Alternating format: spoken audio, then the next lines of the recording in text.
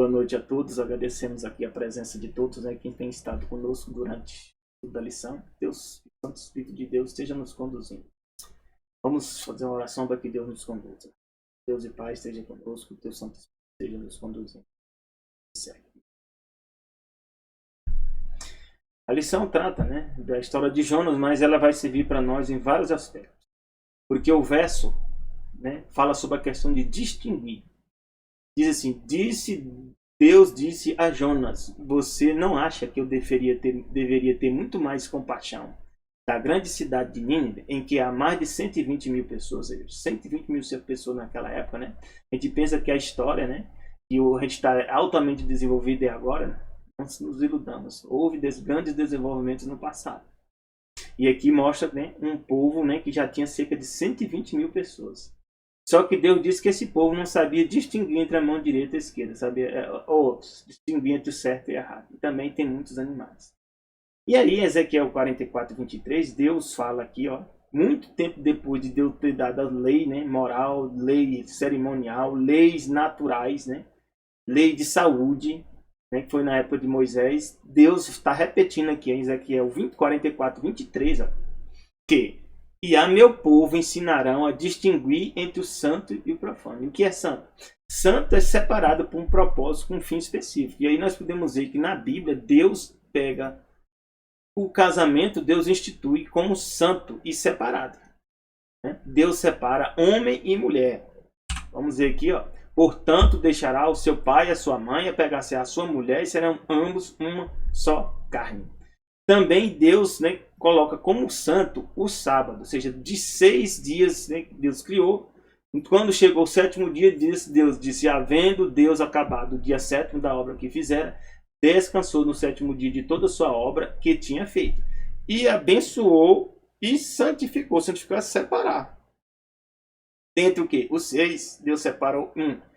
E nele descansou de toda a sua obra. Então, santo é algo separado para um fim específico. Então, quando você não segue os princípios que Deus estabeleceu e cumpre esses propósitos, né, de considerar aquilo que Deus considerou santo como santo, você, né, será o quê? Profano. Profanar é mexer em algo que Deus separou. Aí nós vemos que também o dízimo Deus separou. Deus separou também, né, animais limpos e impuros. E aqui diz também, ó, farão discernir entre o impuro e puro. E alguns usam o argumento, né, que Deus, né, estabeleceu a questão dos animais limpos e puros só para o povo de Israel, né? E só que a gente vai ver aqui que em Gênesis, né, 7, Deus já tinha dito que existiam animais limpos e não limpos, ou seja, puros e impuros. Está em Gênesis aqui, capítulo 7, né, verso 2. Ó, de todos os animais limpos tomará 7, macho e fêmea. Dos animais não limpos, ou seja, impuros, 2, macho e fêmea. Então, o princípio do ser puro e impuro, Deus está dizendo aqui logo muito tempo depois, como estou falando, na época de Ezequiel, que Deus queria que nós fôssemos aprendêssemos sobre o que é puro e o que não é impuro. O que é santo e o que é profano. Para que a gente não venha cometer erros. E Deus ainda diz mais em Hebreus 4:12, que a palavra de Deus é viva e eficaz, mais penetrante do que qualquer espada alguma de 2 gumes, penetra até a divisão da alma, do espírito, das juntas e medula. E qual é o propósito da palavra de Deus? Ela é apta para discernir os pensamentos e intenções do coração. Então Deus usa a palavra dele para que nós sejamos o que? Transformados. E Deus sabe quem é sincero, quem busca de fato a verdade. É por isso que tem esse conselho aqui em Provérbios 23, ó. Compra a verdade. Comprar. Como é que nós compramos mal? Tem que ter capacidade de comprar. Essa capacidade de comprar, quem nos deu? Deus. Ele diz que nós podemos comprar dele. E diz mais, quando nós comprarmos a verdade, nós não devemos vendê-la por nada. Importante a verdade.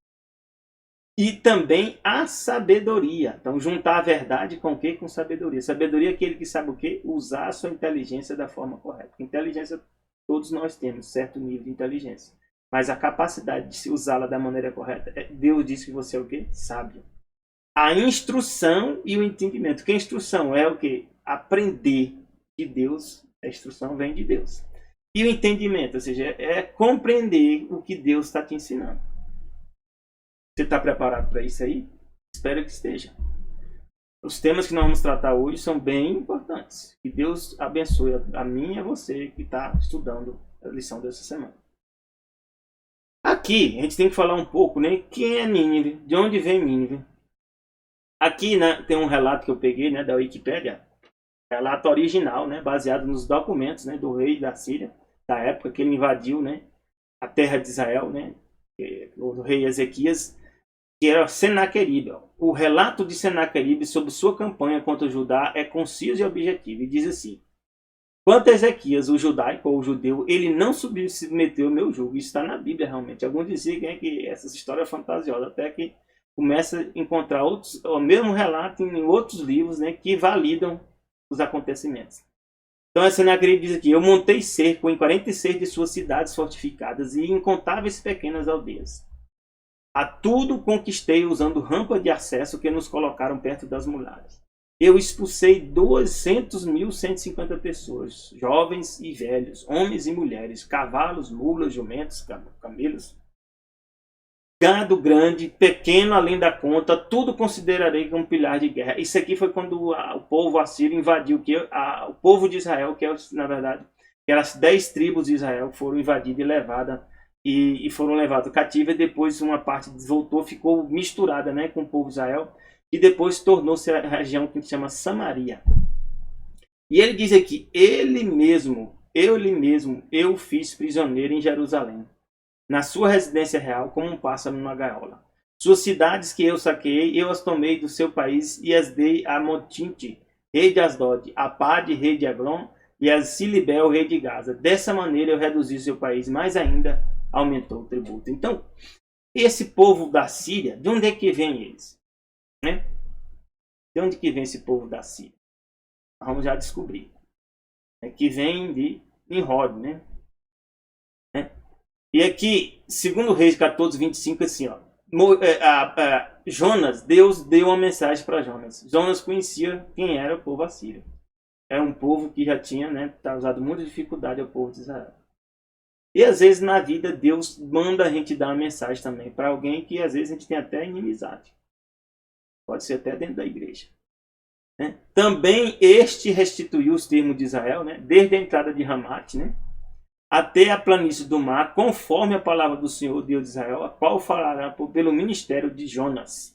Então Jonas era um profeta que era reconhecido como profeta de Deus e ele era conduzido por Deus. Filho do profeta Mitai, está aqui escrito em 2 Reis 14:25. Mas nem ser profeta não quer dizer que a gente obedece, né, a Deus, mesmo sendo profeta. Nós podemos dizer o caso de Balaão. Ele era profeta de Deus, era, mas desobedeceu. E Deus, uma hora, como diz, encerrou, né, a missão que ele tinha.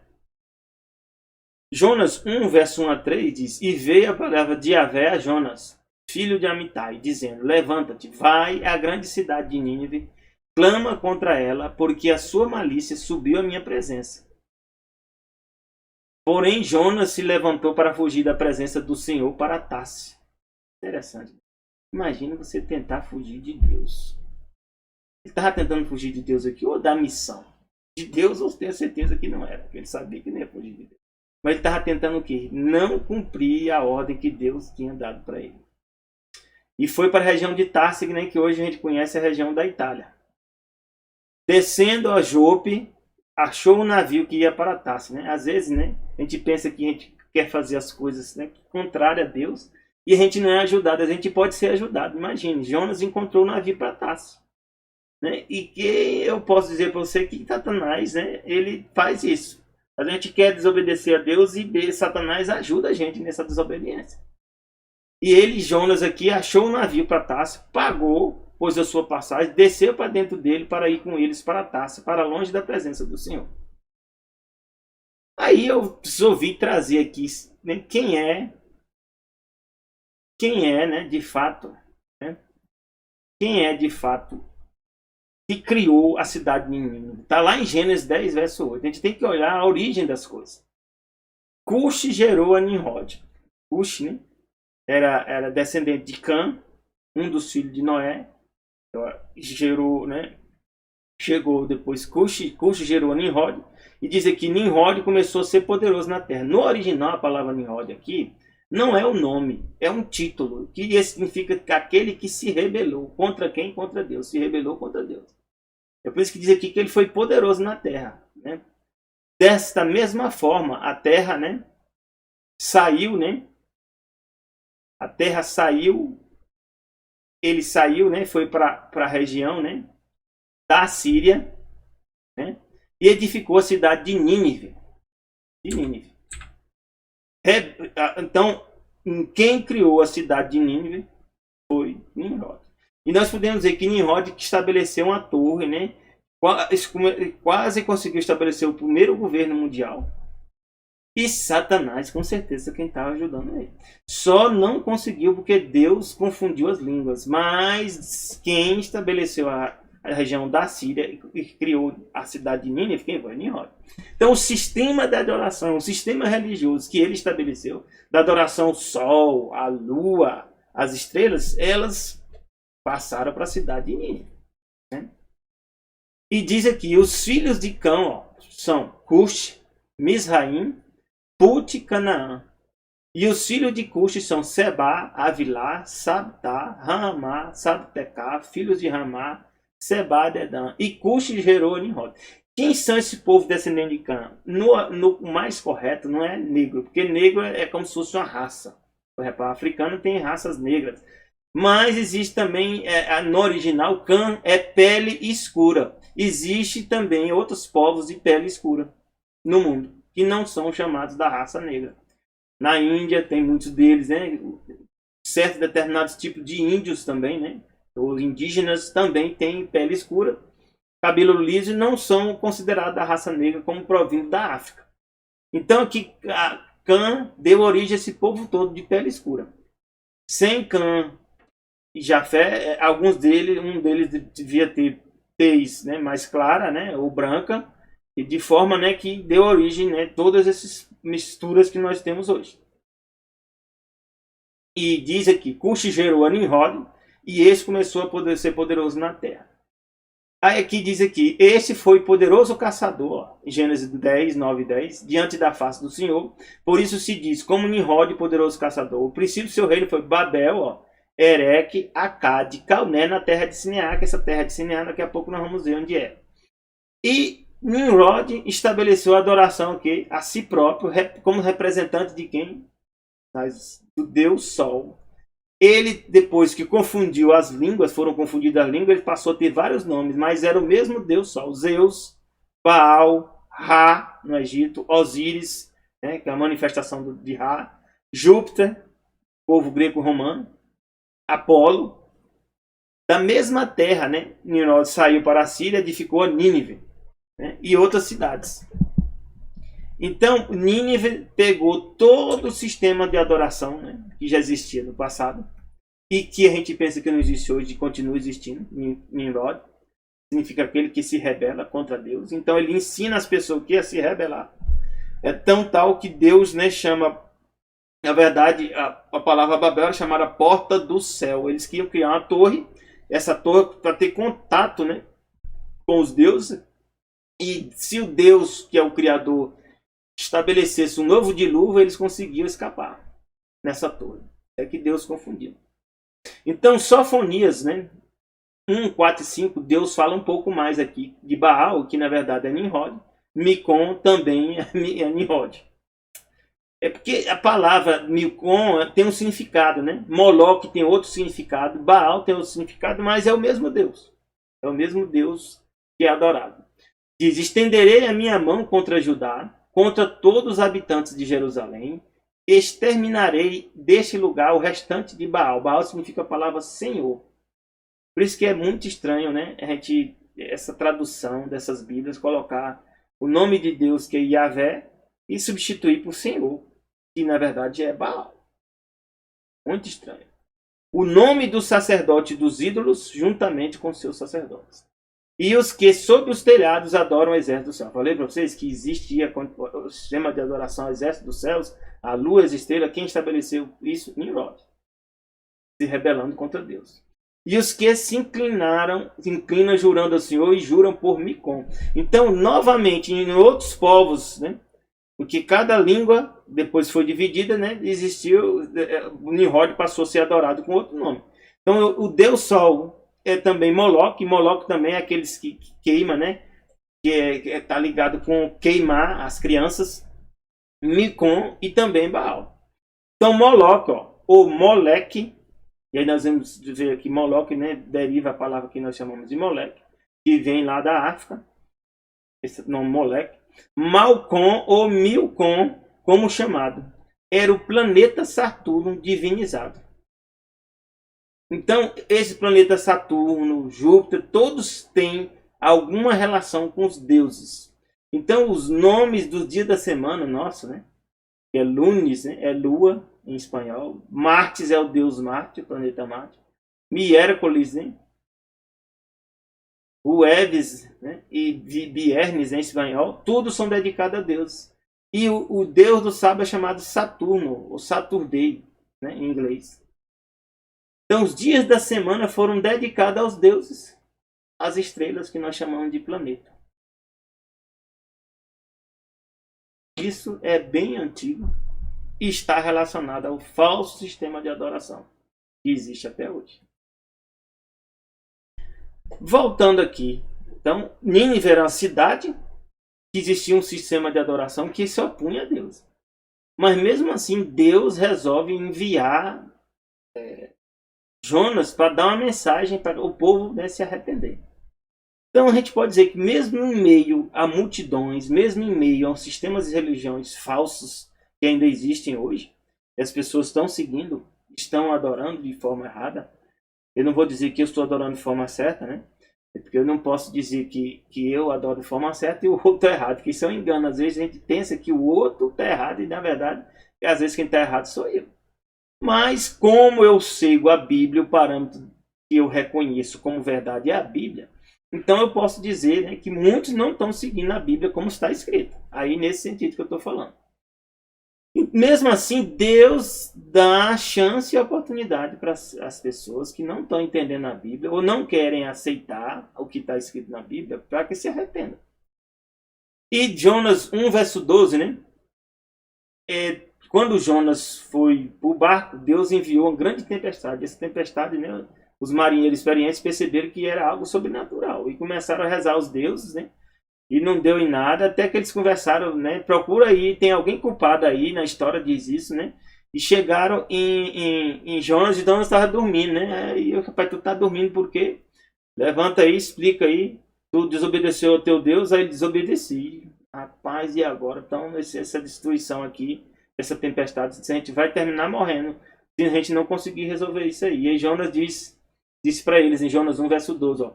Ele lhe disse, levantai-me, lançai-me ao mar, e o mar se vai aquietar. Ele já sabia a solução. Às vezes nós estamos correndo de Deus, e Deus está fazendo que os eventos ocorram, né? Começa a dar tudo errado, dá problema, dificuldade, igual o Jonas. E outras pessoas são envolvidas nos problemas nossos também. E a gente está sabendo que nós somos, às vezes, a causa dos problemas. E Jonas sabia disso. Ele diz, ó, me joga aí no mar, porque eu sei que por minha causa vou sobreviver essa grande tempestade.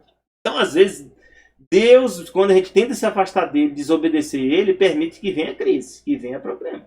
Para que a gente possa despertar e saber que ele não está de acordo com aquilo. E o que eles fizeram? Levantaram Jonas e lançaram no mar e cessou o mar da sua fúria. Interessante, né? Ou seja, às vezes os nossos problemas, nossa dificuldade, mesmo assim a gente prega o evangelho. O que acho que acontece aqui? Que o povo nem se converteu. Viram que o Deus verdadeiro é o Deus de Jonas. E aí Deus permite que Jonas seja lançado. Jonas foi lançado? Foi lançado. Então, depois foi lançado, Deus entra com a providência dele, a graça e a misericórdia. Pois preparou, pois, Yahvé, um grande peixe, para que tragasse Jonas, e esteve Jonas 3 dias. No original, as pessoas dizem que esses 3 dias aqui não são 3 dias literais, aí começa a confusão, né? Só que se você ver no original, a palavra Yamin, Yamin é o plural de Yom, e Yom está lá em Gênesis 1, verso 5, que é Yom. Vamos ver aqui, Gênesis 1, verso 5. Yom Verso 5, e Deus chamou a luz dia e as trevas noite, tarde e manhã o dia primeiro. Essa palavra dia aqui é Yom no original. Então o primeiro dia é composto de tarde e manhã. Então aqui são 3 dias de quê? Compostos também de tarde e manhã. Então são 3 dias literais que Deus está falando aqui que Jonas ficou. Ah não, mas ele não consegue respirar, gente. Por quê? Ah não, porque não tem peixe. Mas tu sabe qual peixe? Foi dito, alguns pensam que é baleia. Quem foi que disse que na Bíblia aqui está escrito baleia? Aí foi a tradução que colocaram a palavra baleia. Mas no original não é baleia não. É um peixe. Ainda tem mais.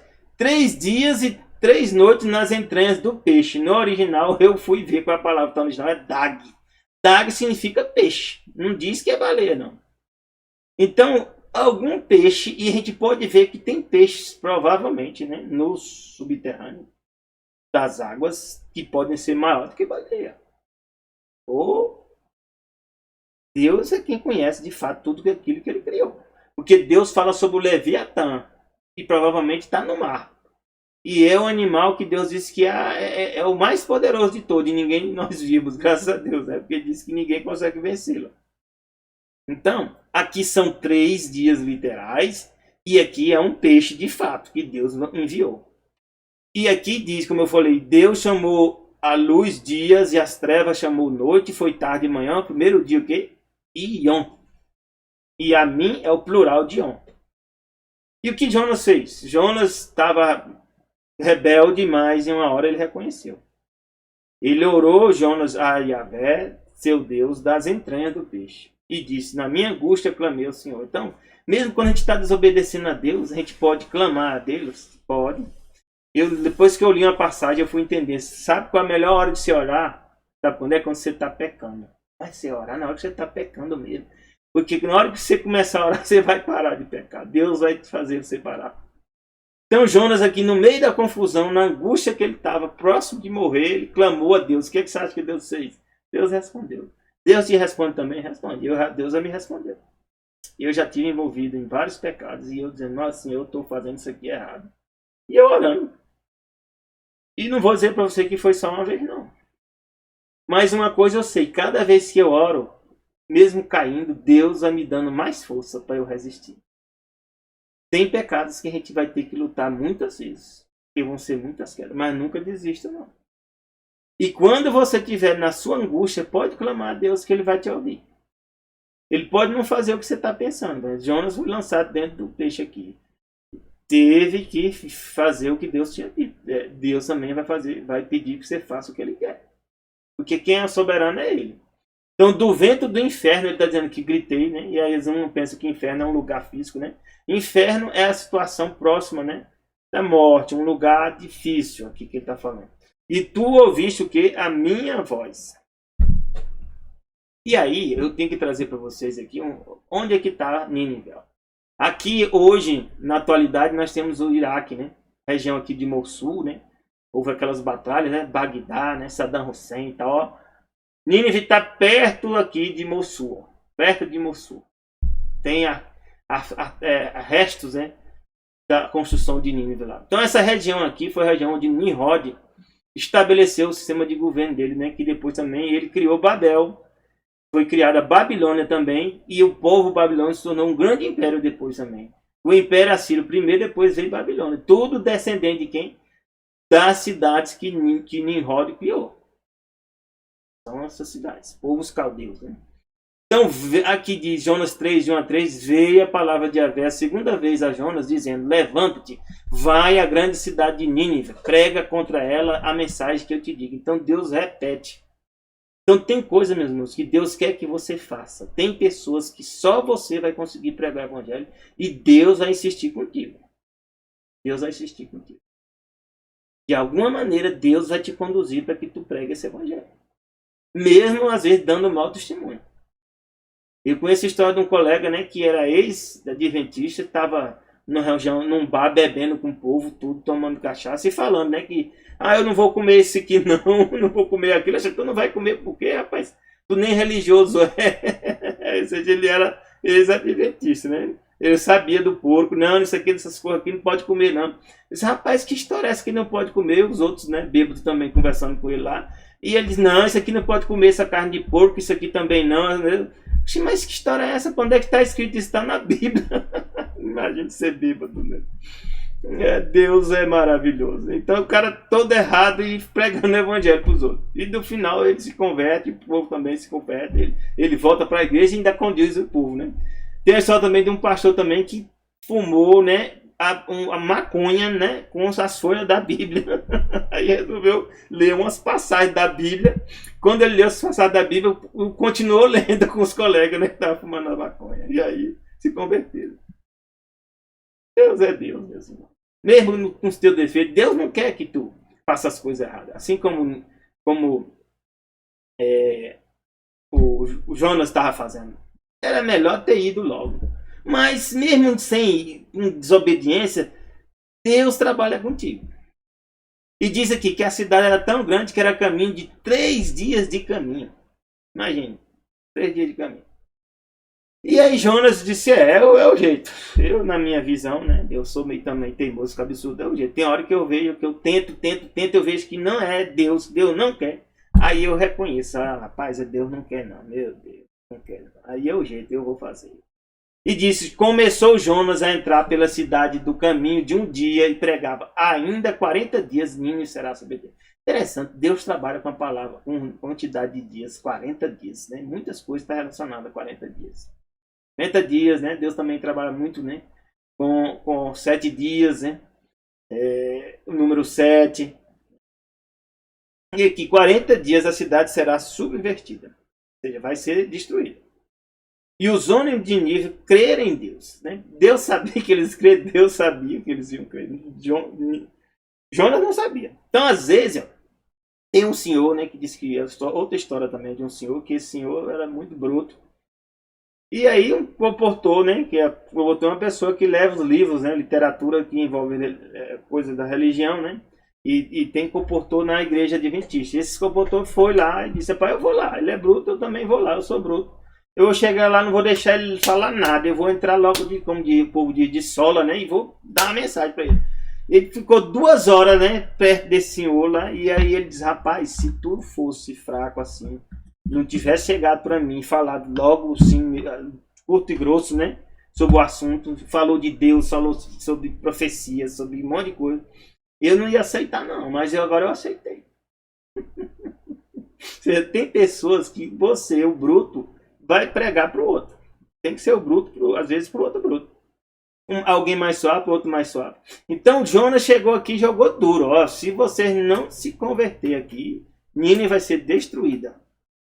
Sabe o que aconteceu? O povo creu em Deus. Mas como é que esse povo creu em Deus? Eles conheciam o povo de Israel, conhecia. Você viu ali a história, né? A Síria tem tentado invadir Israel várias vezes. Então eles conheciam o Deus de Israel, conheciam. E o que eles fizeram? Proclamaram um jejum, vestiram o saco, desde o maior até o menor. A coisa se expandiu tão grande, eles sabiam de alguma forma que Jonas era o profeta de Deus, porque senão eles não iam cair numa conversa dessa qualquer, né? Algum qualquer falando o que ele estava falando. Esta palavra chegou também ao rei de Nínive. E o rei de Nínive também provavelmente sabia quem era Jonas. E o rei de Nínive fez o quê? Levantou-se, né, do seu trono, tirou as suas vestes, cobriu de saco e sentou sobre a cinza. E diz, né, que fizeram tudo isso e Deus viu a obra deles. Então, para Deus, o arrependimento, meus irmãos, meus amigos, envolve ações. Para Deus, o arrependimento implica em ações. Essas ações aqui mostraram de fato que as pessoas, né, tinham mudado alguma coisa. E não ia fazer tudo isso, né? Então, qual um dos sinais que você está indo no caminho certo, que você se arrependeu? Quando você quer mudar de caminho. Eu não vou nem dizer que você muda de caminho completamente, não. Porque eu vou dizer para vocês, eu estou lutando com algumas coisas, ainda estou lutando. Mas o meu propósito é firme de mudar. Então, o arrependimento, né, e as obras que nós fazemos, Deus vê e diz como se converteram do seu mau caminho. E o que Deus fez? Deus se arrependeu. Na verdade, né, Deus não queria destruir. Mas Deus põe limites, assim como um pai põe limite aos filhos que estão indo no caminho errado. A gente, como pais, a gente não pode apoiar o erro. Mesmo nós tendo nossos próprios erros, tem, mas por nós sermos mais experientes a gente conhecer mais a Deus, nós temos obrigação perante Deus e o mundo também, vou dizer para vocês, perante a sociedade, de limitar o mal e limitar as ações dos nossos descendentes no caminho do mal. A gente não tem que passar a mão na cabeça, não. Passar a mão na cabeça para fazer o bem. Para fazer o mal, a gente tem que limitar. E diz aqui, Deus, né, se arrependeu do mal, né, que tinha anunciado que ia fazer e não fez. O plano de Deus era justamente não fazer, mas Deus é assim. Ele dá condições. Se você não seguir o caminho, se você não mudar de rumo, eu vou ter que agir. É o jeito. Porque Deus é um Deus que é a verdade. Então, o que é a verdade? É interessante essa palavra, verdade. Hoje está uma confusão, né, das pessoas a respeito do que é a verdade. Muitos, né, nem sabem o que significa a palavra verdade. Já estão dizendo que a verdade é relativa, né? E aí, plena confusão, né, sobre o que significa a palavra verdade. Só que Deus nos tira as dúvidas sobre isso aí. Eu vou dizer só algumas, né, que falam, né, o que é a verdade, né? Deixa eu só pegar aqui, vai estar nem...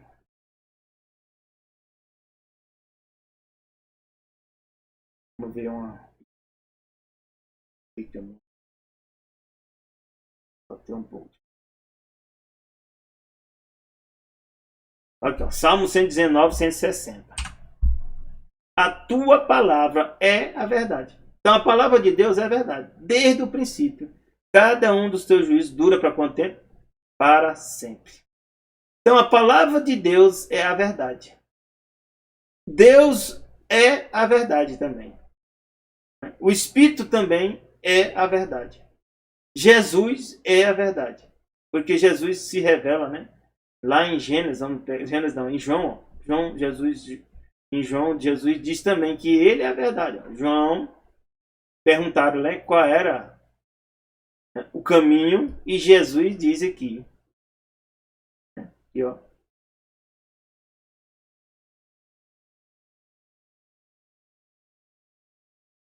João 14, 6. Ó. Jesus diz, eu sou o caminho. Se vocês querem saber qual é o caminho que deve seguir, quem é o caminho? Jesus.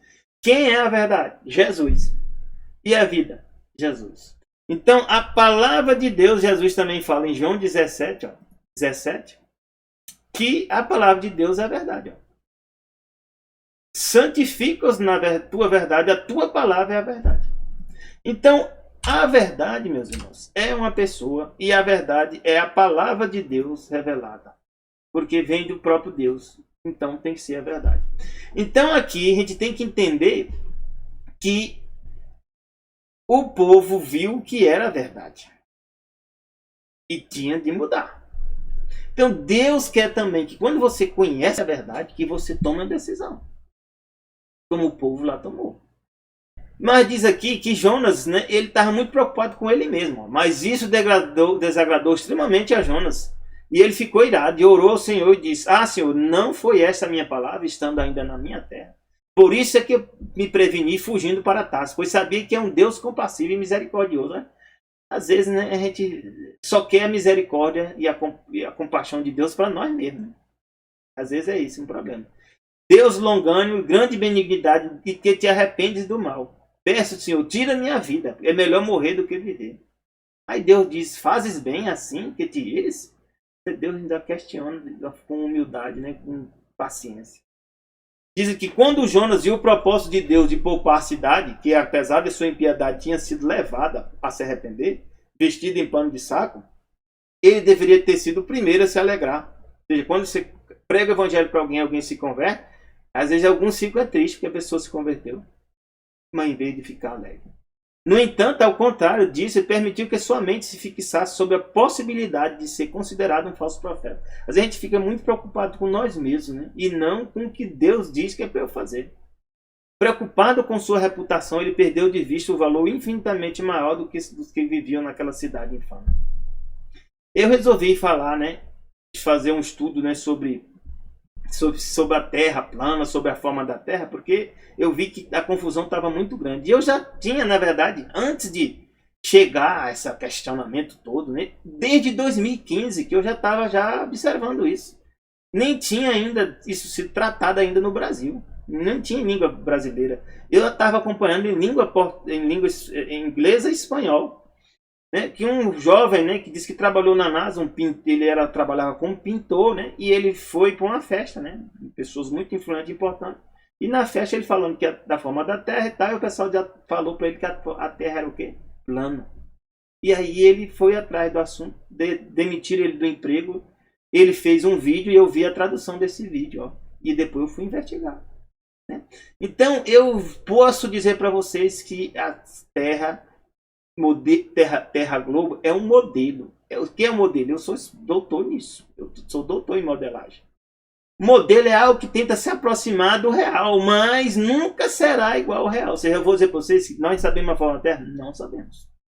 Agora eu posso dizer para você que a forma da Terra tem que seguir determinadas leis que nós já reconhecemos como verdadeiras. O equilíbrio dos líquidos. O equilíbrio dos líquidos, nós podemos ver que o líquido está sempre em nível. Então, para a Terra estar em movimento, né, eu recomendo vocês assistir alguns vídeos meus que está lá no estudo do ARC.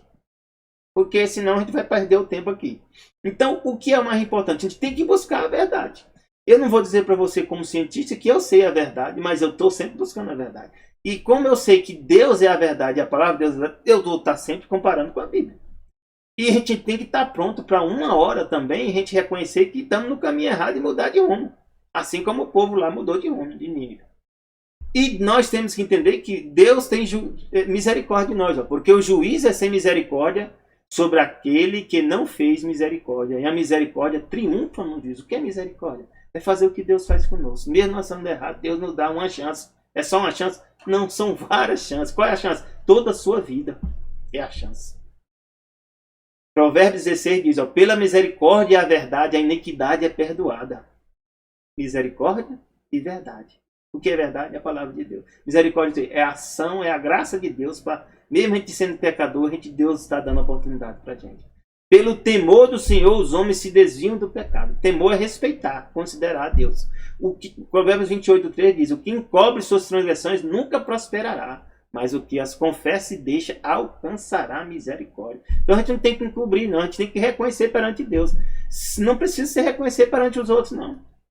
A não ser que seja um pecado que afetou e prejudicou o outro. Então você vai lá e confessa. Pede perdão e pede a pessoa, né, para te dar uma nova oportunidade. Se ela não perdoar, Deus perdoa e tu segue teu caminho. João 5:21-22, pois assim como o Pai ressuscita os mortos, ó, e vivifica, assim também o Filho vivifica aqueles que Ele quer. E também o Pai a ninguém julga. Quem vai ser nosso juiz? Jesus. Mas deu ao Filho todo o juízo. Então Jesus vai nos julgar. E o que é julgar? Baseado em um parâmetro. Qual é o parâmetro? A lei dele. A lei de Deus, que alguns dizem que foi abolida. Eu não posso ter juízo sem lei.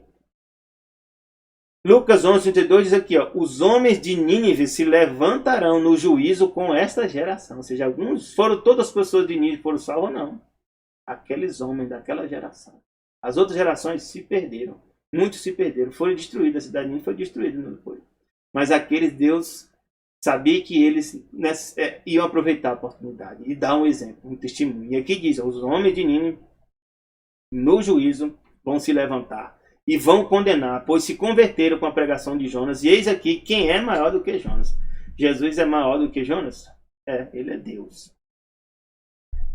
Então, meus irmãos, Judas 1, verso 20 e 21, nós temos que ter uma compreensão, que eu espero que da lição dessa semana.